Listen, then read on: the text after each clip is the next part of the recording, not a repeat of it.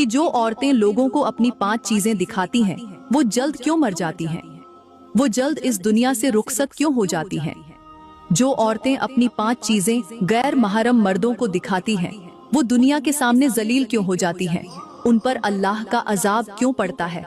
आइए, आज मैं आपको एक ऐसे राज से आगाह करने जा रही हूँ जो न सिर्फ रूह को हिलाकर रख देगा, बल्कि सोचने पर भी मजबूर कर देगा कि क्या हम वाकई अल्लाह के हुक्म के मुताबिक जिंदगी गुजार रहे हैं।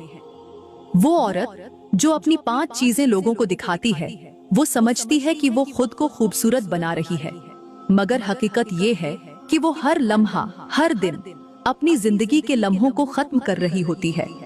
ऐसी औरतें जो दुनिया की नजरों में नुमायां होना चाहती हैं, मगर अल्लाह की निगाहों से गिर जाती हैं। और जब रब नाराज हो जाए तो फिर ना तकदीर साथ देती है, ना कोई दुआ कबूल होती है। और यही वो मुकाम होता है जहां से बर्बादी की राह निकलती है। याद रखो, जब औरत अपनी हद पार करती है तो अल्लाह की गैरत हरकत में आती है, और जब रब की गैरत जाग जाए तो अजाब देर नहीं करता। ऐसी औरतों की जिंदगी से सुकून छिन जाता है, बीमारियां आ घेरती हैं, रिश्ते टूटने लगते हैं। मेरे मोहतरम भाइयों, सबसे पहले मैं आज के समाज की लड़कियों के बारे में बात करूंगी। आजकल की लड़कियों को पता नहीं क्या हो गया है, न हया बाकी रही है, न शर्म, न गैरत, और ना ही अपने रब के सामने जवाबदेही का एहसास।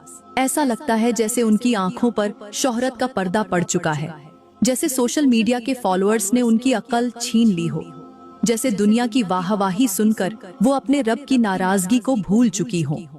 पहले जमाने की लड़की दुआ मांगा करती थी कि या अल्लाह मुझे पर्दा वाली, बाहया, शर्म वाली बना दे, और आज की लड़की दुआ मांगती है कि या अल्लाह मेरी पोस्ट पर ज्यादा लाइक्स आ जाए।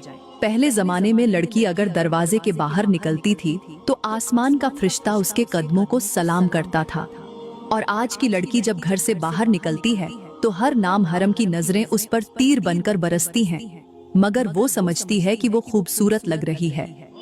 आज की लड़की ये भूल गई है कि जो औरत अपनी इज्जत दूसरों की निगाहों के सुपुर्द कर दे, वो सिर्फ जलील नहीं होती, बल्कि रब के कहर को दावत देती है।